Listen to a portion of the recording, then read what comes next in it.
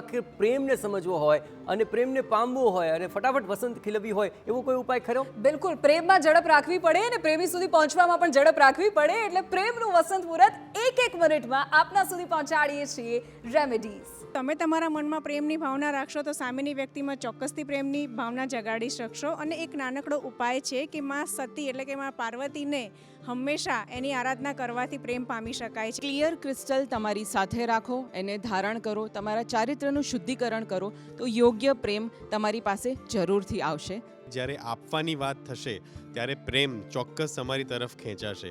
અને અગર જો કોઈ ઉપાયની વાત કરીએ તો લક્ષ્મીનારાયણની એક છબી અથવા તો એક ફોટો તમારા ઘરના સાઉથ ઇસ્ટમાં મૂકી અને લક્ષ્મીનારાયણની ઉપાસના કરશો તો ચોક્કસપણે તમે પોતાના પ્રેમને પામી શકશો. તમારું હાર્ટ ચક્રાને જેટલું હીલ કરશો એટલું સારું રહેશે. સાથે સાથે તમારે લવ અફર્મેશન્સ કરવાની છે ડેલી, રાત્રે સૂતા પહેલાં ફોર ધી 5 મિનિટ્સ. અને બ્રહ્માંડને તમને જે જોઈએ છે એ પાત્ર તમને લઈને આપશે, અવશ્ય લઈને આપશે. આ 110% ગેરંટીડ ટેકનિક અને રેમેડી છે.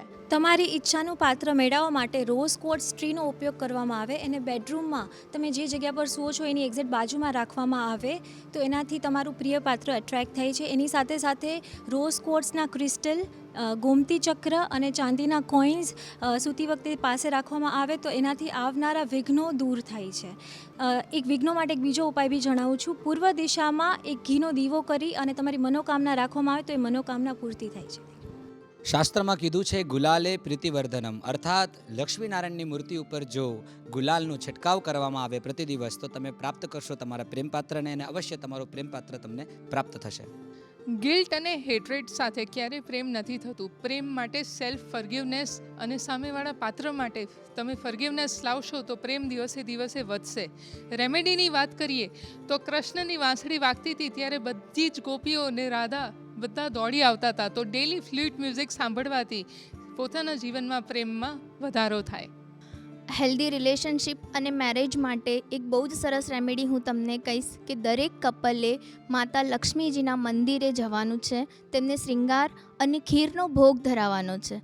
આ ખીર તમે નાના બાળકોમાં વેચો અને એમને પણ સારો શ્રૃંગાર, જે નાની નાની છોકરીઓ હોય છે એમને ગિફ્ટ કરો, જેમના મેરેજ પણ નથી થતા અને જો મેરેજ થઈ ગયા પછી પણ કોઈને રિલેશન્સમાં પ્રોબ્લેમ આવે છે તો આ રિલેશન્સમાં બહુ જ સરસ એમને ફાયદો મળશે.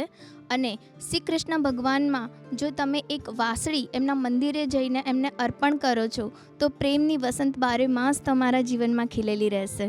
તો આજે ખૂબ સુંદર મજાની માહિતી આપણા તમામ મહેમાનોએ આપી છે વિધિ. બિલકુલ, આના તમામ મહેમાનોનો ખૂબ ખૂબ આભાર.